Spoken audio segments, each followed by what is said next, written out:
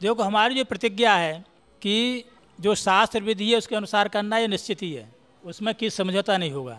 श्रुति स्मृति भगवान की आज्ञा है, यस्त उल्लंघ्य वर्तते, इनका उल्लंघन करके जो किसी भी काम को करता है वह कहते हैं कि जो हरेर द्वेषणः संति, वो हरि का द्वेषी होता है और मेरा भक्त भी नहीं होता है। इसलिए हमें जो है शास्त्र का की जो आज्ञा है वो उसको मान के ही काम करना है। और आगे ये भी आप निश्चित सोच लो, जो तीर्थ क्षेत्रों में जो है एक परंपरा जो चल गई है कि नहीं राधे राधे कहने से, कृष्ण कृष्ण कहने से, राम राम कहने से, श्री हरि शरणम कहने से हमारा उद्धार हो जाएगा, ये ब्राह्मण क्षत्रिय वैश्य का नहीं होना है। जो ब्राह्मण क्षत्रिय वैश्य वेद विहित में वेद की विधि के घेरे में आ गए उनका संध्या बंधन के द्वारा ही कल्याण होगा। संध्या बंधन करते हुए ये नाम का लेंगे तो कल्याण हो सकता है, इसके अलावा कोई साधन है नहीं। अपहाय निजम कर्मम कृष्ण कृष्णेति वादना ते हरे द्वेषणः पापा, मतलब अपने कर्म को छोड़ करके केवल कृष्ण कृष्ण राधे राधे जय श्री राधे तो कहते ही आपको पता ही है, नहा लेंगे धो लेंगे अच्छा स्वरूप बना लेंगे और ये लगेगा ऊपर से जो है राधे में जो भगवान श्री कृष्ण के धाम से चले आ रहे हैं अभी लोग। स्वरूप जो योग्यता होती है वो जो है निमित्त अथवा जो है समवायी कारणता में नहीं आ सकती। जैसे घट के प्रति कुलाल है, मृतिका है, इसी के द्वारा घट बनेगा, दंड है। और यदि भी स्वरूप योग्यता जो है ना आपका अरण्य से तो दंड है, पेड़ के ऊपर भी तो डंडा है। स्वरूप योग्यता तो उसी में है, वो घड़ा बना देगा क्या? घड़ा वही बनाएगा जो कुम्हार के हाथ में जो चाक चीवर दंड घूम रहा है वही बनाएगा। तो स्वरूप योग्यता से जो है लक्ष्य की प्राप्ति नहीं होगी। कितना ही आप चंदन तिलक कितना ही वेश धारण कर लिए उससे नहीं होगा। कि अपहाय निजन कर्म कृष्ण कृष्ण रेति वाजना, अपना स्वधर्माचरण को छोड़ कर अपने कर्म को छोड़ कर कृष्ण कृष्ण से कहना चाहें कि कल्याण करें तो नहीं कर सकते। हरेर द्वेषणा संति, भगवान स्वयं श्री कृष्ण कह रहे हैं वो मेरा द्वेषी है। क्यों? धर्मार्थम जन्म यद हरे है, अरे मैंने धर्म के लिए ही जो है इस शरीर को धारण किया है। वो धर्म क्या? स्वधर्माचरण है। स्वधर्माचरणम प्रधर्माच विवर्तनम, अपने धर्म का जो आचरण है वही धर्म है, दूसरे धर्म में प्रवृत्त न होना ही धर्म है। अर्थात अपने धर्म का आचरण करते हुए दूसरे धर्म प्रवृत्त नहीं होना चाहिए। और जो मिल जाए उसमें संतोष करे। आत्मचरणार्चन, जो आत्मवेदता है साधु संत सन्यासी, उनकी सेवा भी कैसे महाराज जी हैं, आप जो है उनकी सेवा भी करते रहेंगे तो मन में आपके जो पूरी हो जाएगी। कह रहे हैं आत्मचरणार्चनम, जो स्वधर्मनिष्ठ से जो आचरण है उनकी सेवा करने का ही बराबर फल है। तो भगवान कह रहे हैं वो मेरा द्वेषी है, क्योंकि मैंने स्वधर्मा के धर्म संस्थापनाता समवामी युगे युगे सर्वधर्मान परित्यज्य मामेकम शरणं व्रजो। मैंने स्वधर्माचरण के लिए तो अवतार लिया है कि अपने कर्म में जो स्वधर्माचरण की हानि होती है जब भी तो अवतार लेते हैं भगवान। और आप स्वधर्माचरण क्या है? ब्राह्मण क्षत्रिय वैश्य के संध्या बंधन है, बलवैष्णदेव है, इनके बिना केवल राम राम कृष्ण कृष्ण अपना कल्याण करना चाहे कभी नहीं कर सकता है। भगवान स्वयं कह रहे हैं। और भगवान की भूमि में रहने वाले, भगवान की जन्मभूमि में रहने वाले वही उसका जो है प्रतिकार करें, उसका जो है केवल ढोंग पाखंड के द्वारा वो जो है उससे विरत हैं।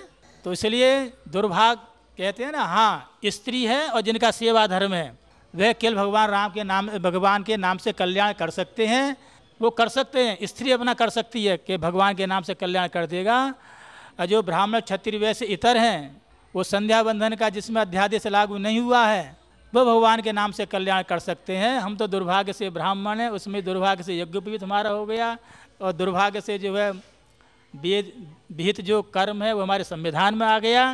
तो उसके बिना जो है कभी भी हमारा कल्याण नहीं होगा।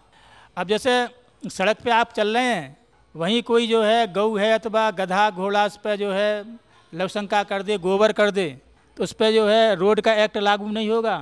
क्यों? वो संविधान के अंतर्गत नहीं है। और वह काम आप करके देख लो तुरंत हथकड़ी पड़ जाएंगे। क्यों? संविधान के अंदर आप आ गए।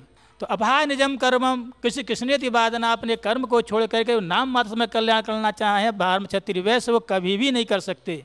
ये जो है धन स्वामी कृपाते जी महाराज की उद्घोषणा है और शास्त्र का भी कथन है। इसलिए हम लोगों को ध्यान देना चाहिए कि नियम से संध्या करो, नियम से बल वैष्णदेव करो और नियम से तर्पण करो। जो ब्राह्मण का कर्म है वो करो, क्योंकि ज्ञान विज्ञान में ये अंतर होता है। ज्ञान तो परोक्षवादो वेदोयम, जो परोक्ष ज्ञान है जो शास्त्रों में लिखा है वो तो आपका ज्ञान कोटि में हो जाएगा। जो अपरोक्ष ज्ञान है जिसको विज्ञान कहते हैं, जो आपका जिसका अनुभव हो जाए वो जो है उसको कहेंगे विज्ञान। जैसे आपने पूछा क्या नाम है? हाँ, विकास। एक विकास दिव्य कीर्ति भी हैं, वो तो पूरे कोचिंग चलाते हैं है। तो विकास जी जो है कह रहे थे कि जैसे कि अनुष्ठान करने जाते हैं हम, तो फिर अनुष्ठान में जो है हम जो तर्क देते हैं, भाई कुशा का धारण करना चाहिए, बिना सिले वस्त्र धारण करना चाहिए, सूचीबद्ध नहीं होना चाहिए, जो ही हम शास्त्रीय बात कहते हैं, वो लोग उसमें लॉजिक ढूंढते हैं। वो जो है कि इसमें प्रमाण क्या है, प्रमाण पूछेंगे, और इसके पीछे जो है वो रहस्य क्या है, इसके पीछे कारण क्या, सब में क्यों क्यों कहते हैं। वो प्रत्यक्ष को प्रमाण मानते हैं। प्रत्यक्ष हर एक जगह प्रमाण नहीं होता है। यदि प्रत्यक्ष को प्रमाण मानोगे तो कोई ये माई का लाल पैदा नहीं हुआ कि हमारे पिता यही हैं, पता है। उसका ज्ञान कौन कराती है? माता कराती है। तो माता का भरोसा नहीं करना पड़ता, ये पिता हैं आपके, तो वहाँ प्रत्यक्ष चलाइए अपना। वहाँ को तर्क क्यों नहीं कर रहे आप कहो कि पहले DNA टेस्ट कराएंगे, इसके बाद में घोषित करेंगे हमारे पिता आइए। नहीं, वहाँ तो कह रहे हो कि हाँ, और जहाँ शास्त्रीय बात आई वहाँ क्यों लगा रहे हो। तो जो क्यों है ना, क्यों, जब क्यों बुद्धि हो जाएगी तो उस बुद्धि का शास्त्र में क्यों बुद्धि होनी ही नहीं है। वेदाज्ञा में क्यों नहीं चलता है, राजाज्ञा में क्यों नहीं चलेगा। आपका राजा ने फांसी की कह दी कि क्यों फांसी लगा रहे हो, कह सकते हो उससे, इसमें नहीं चलेगा, इसमें क्यों नहीं चलता है। दूसरी बात है तो विज्ञान भी है, ये प्रत्यक्ष अनुभव है। हम जो भी कहते हैं वो मतलब उसकी बात ही कहते हैं। हम धर्मसंघ कोठी पर रहते तो वो बता रहे थे, कृष्ण बोधासर जी महाराज जो ज्योतिष पीठाधीश्वर थे, बड़े तपस्वी थे। उन्होंने किसी के लिए बहुत दुखी था ब्राह्मण, यदि भी कहते नहीं थे, वो वहाँ के धर्मसंघ के प्रधानाचार्य जो आचार्य प्रभु श्यामलाल जी थे, उनके द्वारा ही कहलवाते थे। किंतु एक उपाय बताया, क्यों का उत्तर दिया जा रहा है आपकी बात का जो है, किसी पीछे लॉजिक क्या है। तो उपाय बताया कि तो इसके बाद वो फिर नियम करके आता है, महाराज जी मुझे कोई फायदा हुआ नहीं। बोले अच्छा, तो चिंतन किया, वो तो उनके से अनुभव में आई जाता है। बोले तुमने किस विधि से अनुष्ठान किया? बोले जैसे बैठा हूँ वैसे किया है।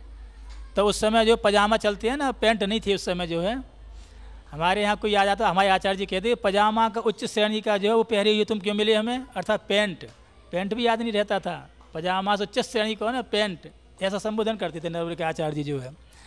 तो बोले कि नहीं, जब उन्होंने कहा कि नहीं देवभूत्वा देवान यजेत, उन्हीं के शब्द हैं, यदि देवताओं से लाभ लेना है तो देवता होकर ही भजन करना पड़ेगा। तो देवताओं की वेशभूषा यही है, आप देख लीजिए, नीचे वस्त्र ऊपर वस्त्र होता है उनके जो है। कभी आपने पैंट शर्ट पहनते हुए नहीं देखे होंगे, पजामा पहनते हुए नहीं देखे होंगे। जब उन्होंने जो है देवताओं की जो वेशभूषा थी, देवताओं के जो आचरण थे, बोले इसको कट्टरता से पालन करो, इसके बाद आना हमारे पास में। तो इस विधि से अनुष्ठान किया, वो अनुष्ठान सफल हुआ। इसका नाम है विज्ञान। इसमें क्यों नहीं चलती है, कि जो विधि है विधि में क्यों चल गई, फिर गड़बड़ी हो जाएगा। तो इसलिए जो है विज्ञान के द्वारा, साधु महात्मा के द्वारा निश्चित हो चुका है, जो हमारे शास्त्र में लिखा के अनुसार चलोगे यही फल मिलेगा। और उसमें क्यों का प्रवेश हो गया तो फल कोसों दूर है।